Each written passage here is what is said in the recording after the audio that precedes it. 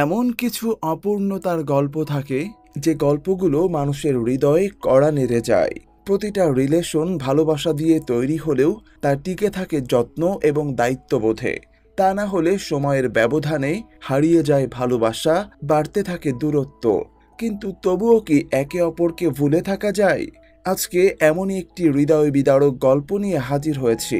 বলছিলাম চরকিতে সদ্য মুক্তি পাওয়া ফরগেট মি নট মুভিটির কথা। মুভিটির কাহিনী এতটাই করুণ যেটির শেষটা আপনাকে কাঁদতে বাধ্য করবে।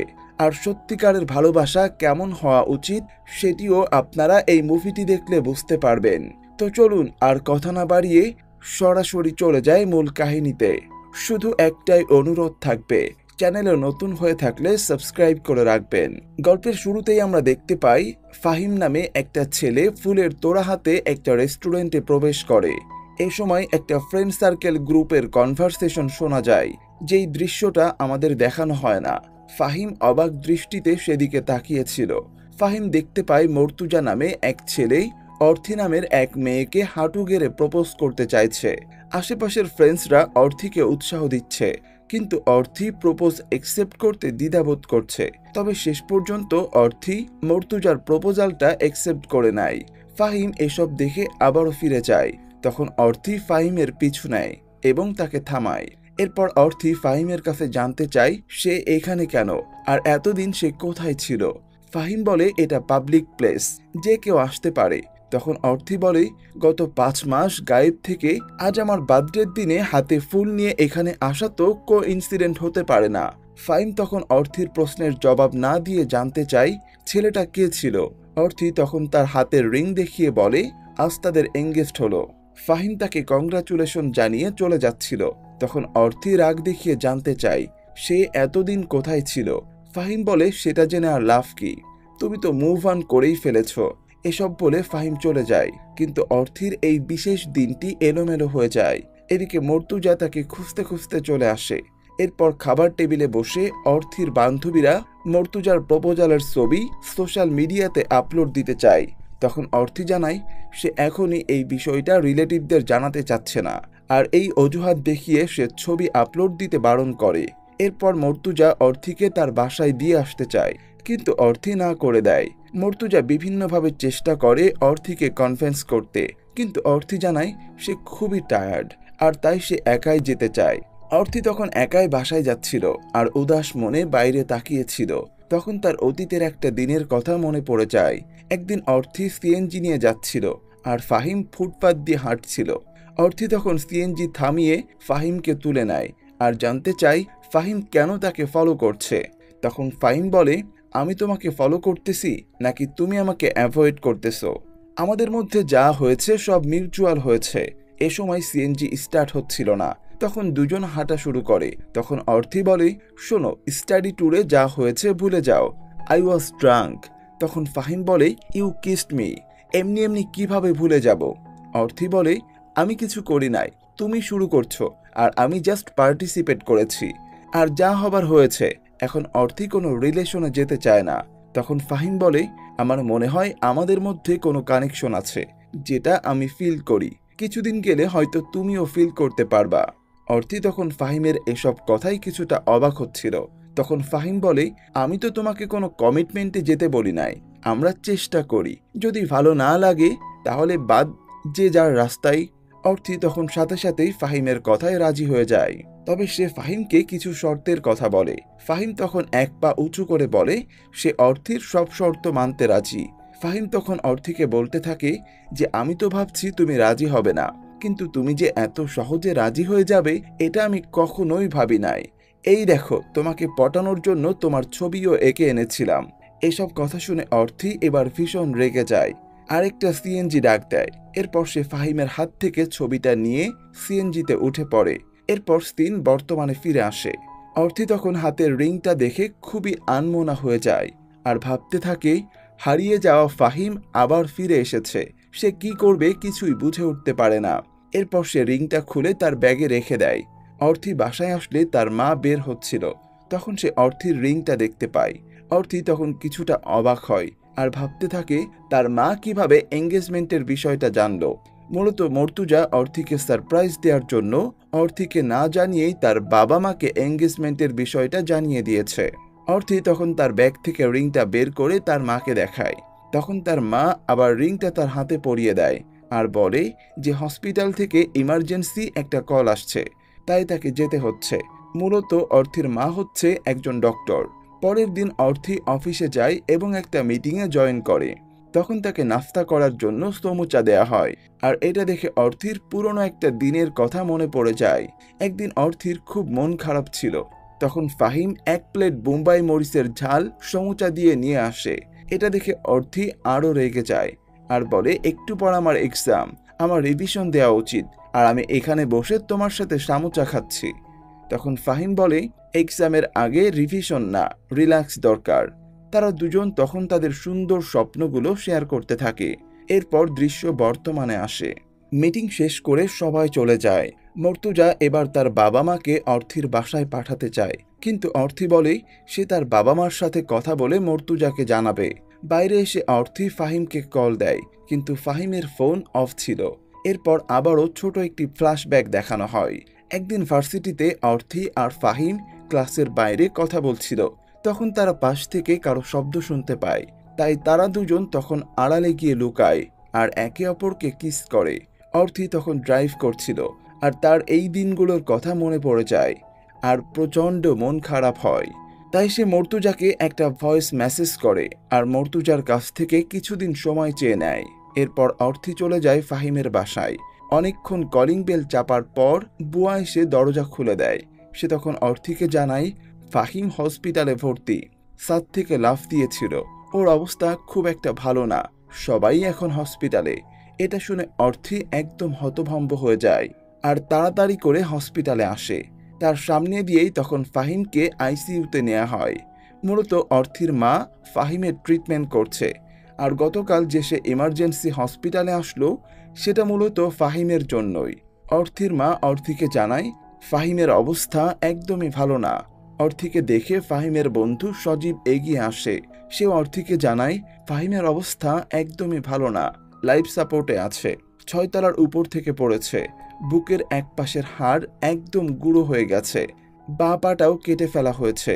এসব শুনে অর্থি একদম ভেঙে পড়ে। সে কান্না জড়িত গলায় জানতে চায় ফাহিম এরকম করতে গেল কেন। সজীব বলে সে নিজেও জানে না। অর্থি বাসায় আসে আর অনেক খোঁজাখুঁজির পর ফাহিমের আঁকা সেই ছবিটা পায়। সে তখন ছবিটা ভালো করে দেখে আর বুকে জড়িয়ে কাঁদতে থাকে। অর্থির তখন মনে পড়ে একবার ফাহিম কিছুদিনের জন্য উধাও হয়ে গিয়েছিল, ফোনটাও অফ ছিল। এরপর দুজন যেদিন দেখা করে অর্থি তখন প্রচণ্ড রেগেছিল।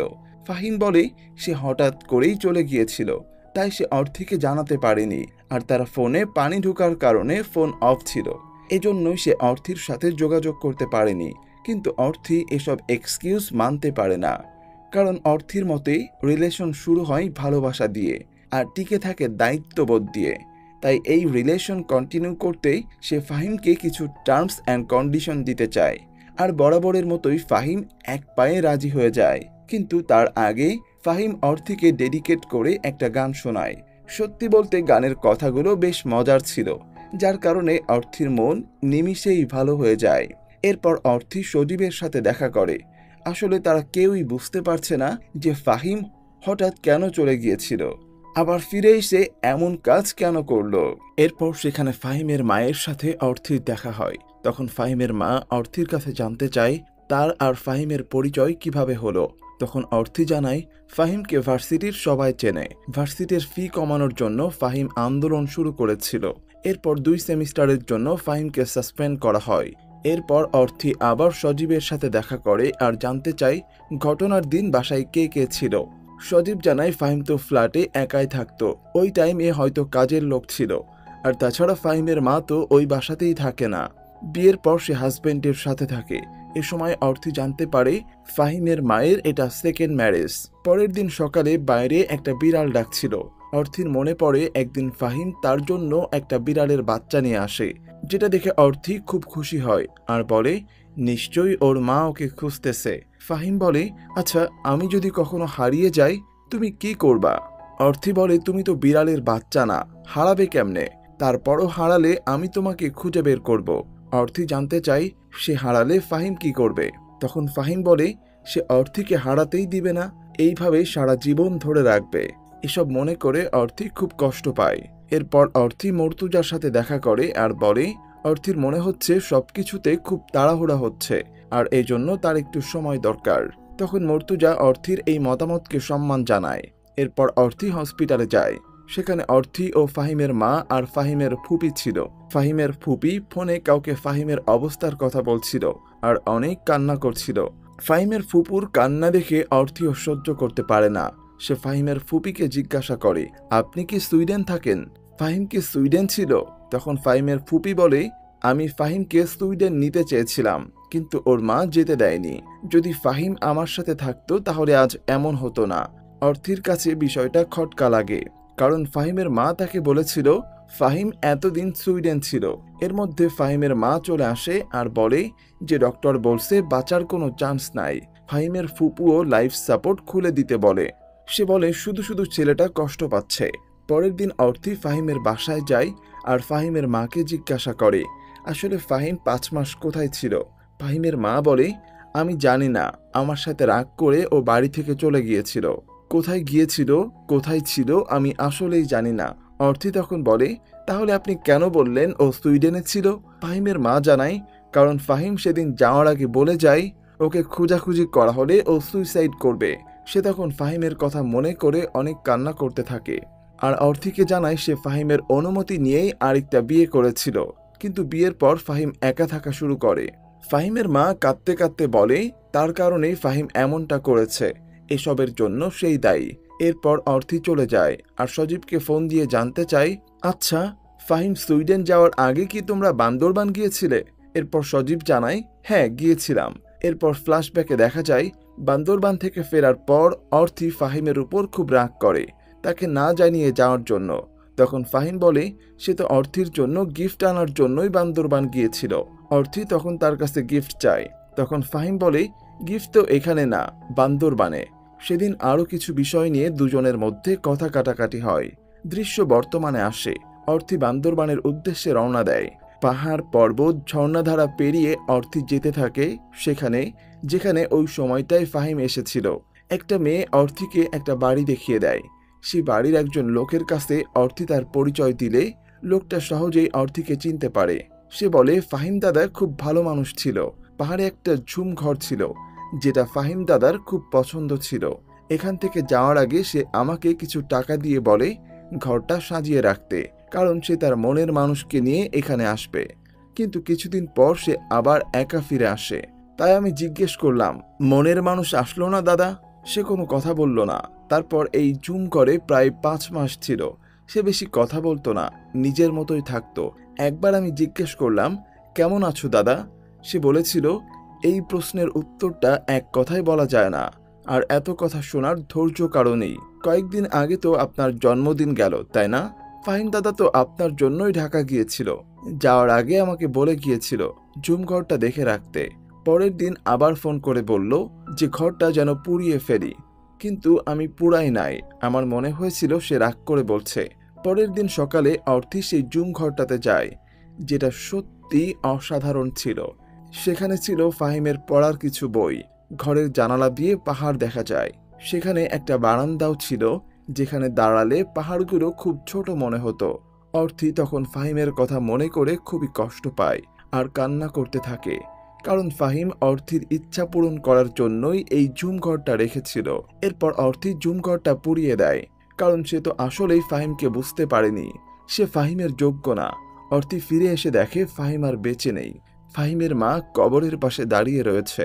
তখন ফাহিমের মা বলে যদি আমি ফাহিমকে আরেকটু বোঝার চেষ্টা করতাম তাহলে হয়তো এমনটা হতো না। অর্থি তখন কাঁদতে কাঁদতে বলে না, আমি যদি ফাহিমকে একটু বুঝতাম তাহলে এমন হতো না। অর্থি তখন তার আর ফাহিমের রিলেশনের কথাটা জানিয়ে দেয়। সে আরও বলে যেদিন ফাহিম বাসা থেকে বের হয় ওই দিন দুপুরে আমার সাথে খুব বাজে রকমের একটা ঝগড়া হয়। গত 5 মাস ফাহিম বান্দরবান ছিল। আমার বার্থডেতে ও ঢাকায় আসে, কিন্তু এসে দেখে আমার এক কলিগ আমাকে প্রপোজ করছে আর আমি সেটা অ্যাকসেপ্ট করি। ফাহিমের মা বলে তুমি এই কথাটা আর কাউকে বলো না। ফাহিমের ছেলেবেলা কেটেছে ওর বাবার জন্য অপেক্ষা করে, আর এখন তুমি বলছো ও তোমার জন্য সুইসাইড করেছে। তাহলে ওর জীবনে আমি কোথায়? আমি ওর মৃত্যুর জন্য দায়ী থাকতে চাই, আর তুমি কোনোদিন আমার সামনে এসো না। অর্থি তখন কাঁদতে কাঁদতে চলে যায় আর মর্তুজাকে রিংটা ফেরত দিয়ে দেয়। সে তখন বিষণ্ণ মনে ভাবতে থাকে, আমি যদি ফাহিমকে আরেকটু বোঝার চেষ্টা করতাম তাহলে আজ এমন হতো না। নিজের প্রতি খুবই অভিযোগ হতে থাকে অর্থির। আর এরকম একটা অপূর্ণতার গল্প রেখেই মুভিটি শেষ হয়ে যায়। ভালোবাসাকে পূর্ণতা দিতে হলে একে অপরকে বুঝতে হয়, সময় দিতে হয়। বুঝতে পারাটা খুবই কঠিন একটা কাজ। সবাই মনে করে থাকে আমি হয়তো তাকে বুঝতে পারি, কিন্তু সত্যিকার অর্থে মানুষকে বোঝাটা এতটাও সহজ নয়। আর এই জন্য সম্পর্কে একে অপরকে সময় দেওয়াটা খুবই গুরুত্বপূর্ণ। আর তা না হলে ফাহিম এবং অর্থির মতো ভালোবাসাটা হয়তো কখনোই পূর্ণতায় রূপ নেবে না। তো বন্ধুরা, মুভিটির কাহিনী আপনাদের কাছে কেমন লাগলো সেটি অবশ্যই কমেন্ট করে জানাবেন। আর চ্যানেলটিকে সাবস্ক্রাইব করে রাখবেন পরবর্তী মুভির এক্সপ্লানেশন ভিডিওর জন্য।